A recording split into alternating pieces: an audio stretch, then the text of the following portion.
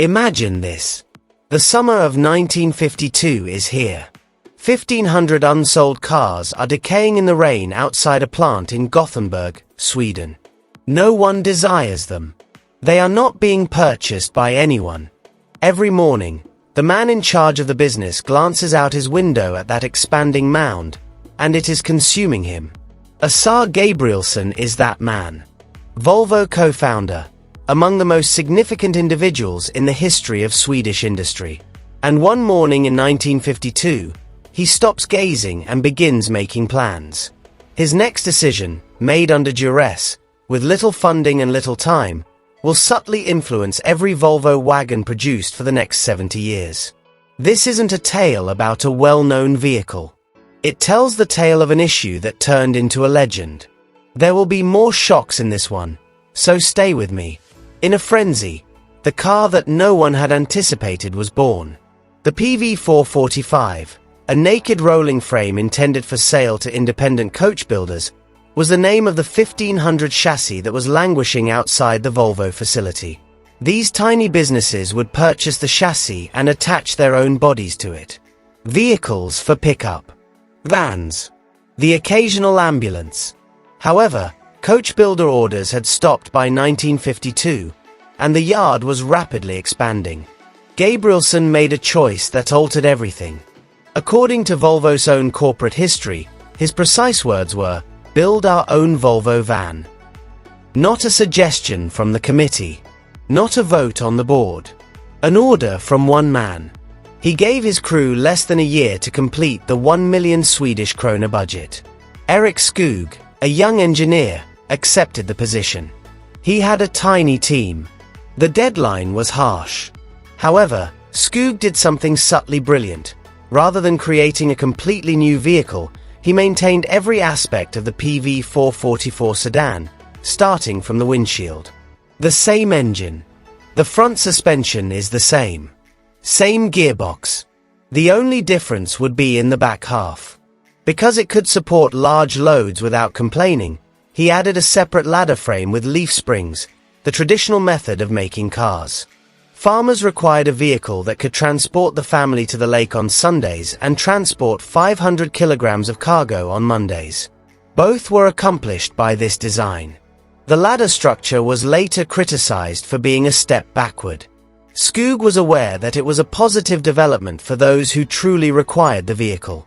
On July 4, 1953, less than 15 months after Gabrielsson issued the order, the first Duett came off the assembly line.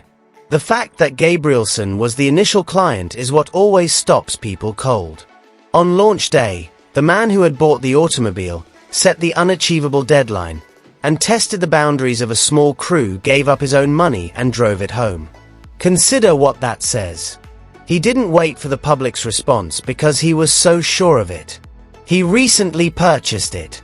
The name Duett was more than simply a smart marketing moniker, which is where the narrative becomes intriguing. Every square inch of the vehicle was infused with this mindset. One car, two entirely different lives was Volvo's notion. On Monday morning, you'll have a varnished wooden floor, Dutch rear doors that open wide, and enough space to operate a small business if you fold the back seats flat. That same car may be transformed into a cozy family wagon for the weekend by folding the seats back up and cleaning the dashboard on Friday night. Just one vehicle. Two lives. The name comes from this. Duet. Two sections cooperating, similar to a musical duet. And Sweden welcomed it with a level of institutional commitment that is uncommon. The Duets were painted a vivid orange by the national telephone company, Televerket. This particular shade is so unique that it has its own Swedish name, Televerksarrange. In order to make the cars visible from a distance while roadside telephone line repair was being done, orange paint was utilized starting in 1959. Throughout the 1960s, those orange Duets with the word Tele painted on the doors were ubiquitous in Sweden. The sight was so recognizable that it became ingrained in the country's memory. The postal service ran theirs in black front wings and yellow. SJ, a national railway corporation, had theirs painted red with black wings for contrast. The Duett was more than simply an automobile as you drove through Sweden in 1960. The infrastructure was the problem. Most people were unaware that one of the greatest careers in automotive design history was subtly started by this little boxy wagon. As a 20-year-old designer, Jan Wilsgaard's first task upon joining Volvo in 1950 was to work on the Duett's rear windows. A lower-level position. Unglamorous. No one could have guessed what would happen next.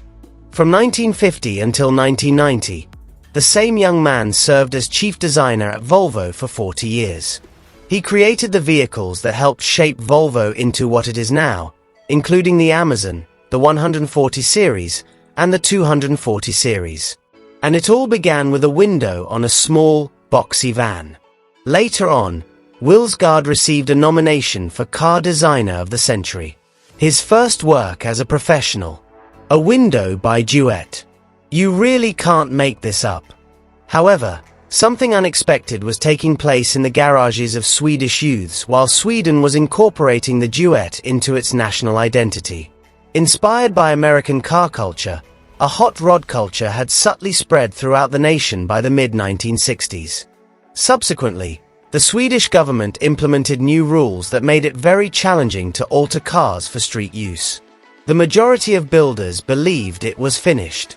However, astute enthusiasts discovered a weakness that no one in the government had considered.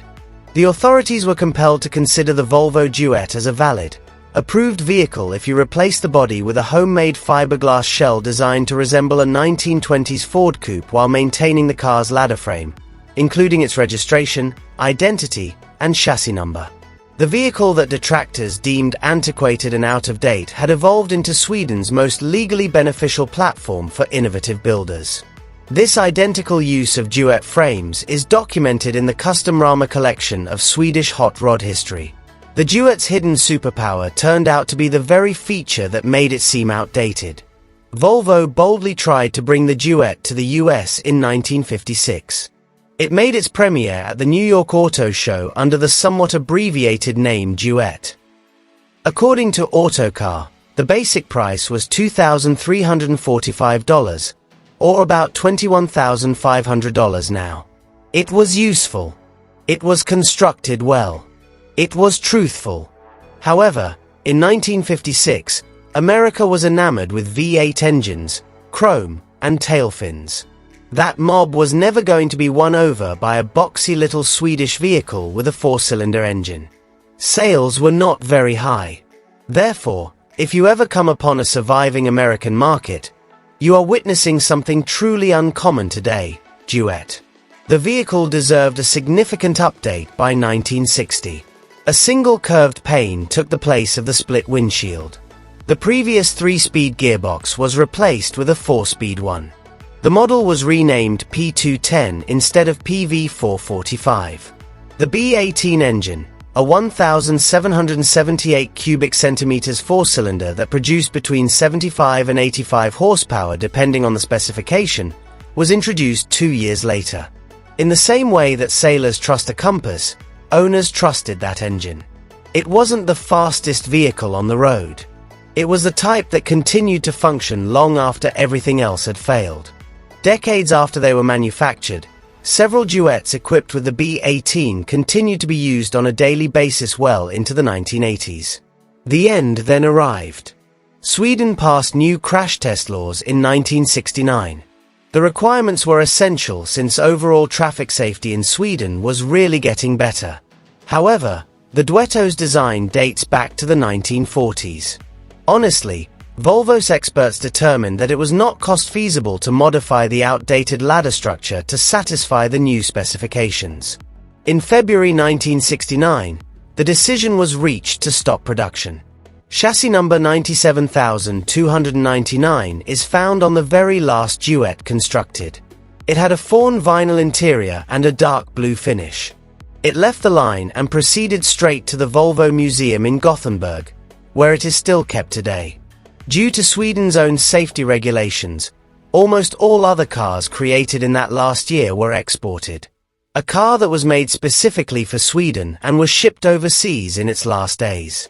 That conclusion has a somewhat depressing quality. A workhorse that continued to function until the law prohibited it. Over 97,000 Duets were constructed over the course of 16 years.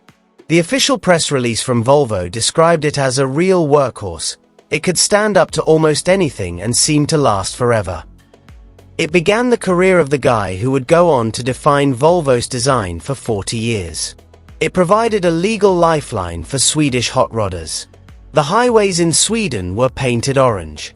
And every estate vehicle that Volvo has produced since then is directly descended from it. Not bad for a car that sprang from a stockpile that no one wanted, was created in less than 15 months by a tiny team with a limited budget, and had a founder who was so confident in it that he personally purchased the first one. Have you ever seen one of these on the road? Maybe someone in your family has one. Post your recollection in the comments. Hearing those tales is worthwhile.